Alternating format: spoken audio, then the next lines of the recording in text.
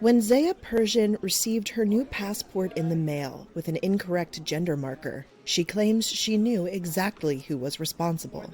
In case you're wondering what it's like being transgender under this new administration. First, the 22-year-old social media influencer immediately took to TikTok to express her frustration. They changed the gender to male because of Donald Trump. And then she sued, joining 6 other transgender and non-binary people in a lawsuit filed by the American Civil Liberties Union, who are arguing that the new U.S. State Department policy under Republican President Donald Trump is unconstitutional. Perysian spoke to Reuters with her ACLU lawyer present. This is something that has been forced upon me, basically, and it's really unfair and kind of crazy, but that's why we're fighting it. Now, they're waiting to see whether a federal judge in Boston agrees in a closely watched case that could have far-reaching impacts. Protecting women from radical gender ideologies. The U.S. State Department adopted the policy in accordance with an executive order battling what it terms gender ideology extremism that Trump signed on his first day back in office. The order mandates that the federal government recognize only 2 sexes, male and female, defined as, quote, immutable biological classifications based on the type of reproductive cell that a fetus is meant to produce, quote, at conception.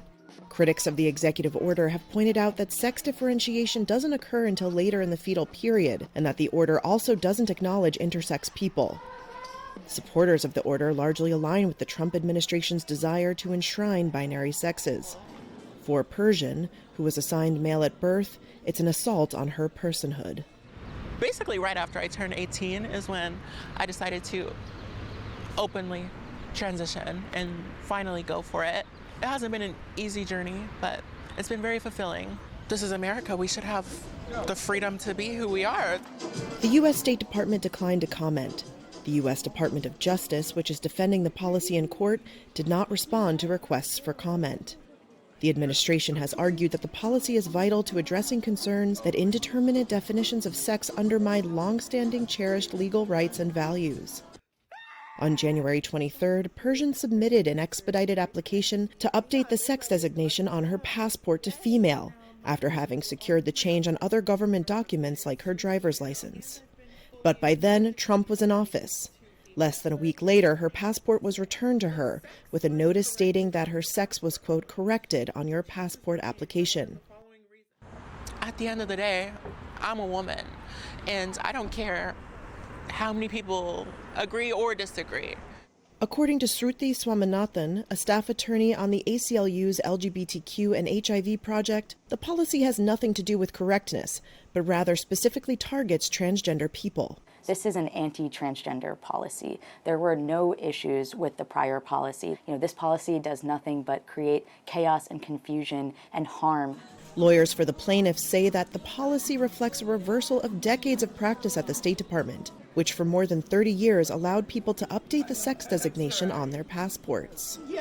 This is not just about, showing an ID document. Like the government argues, your clients have passports. There's no harm here.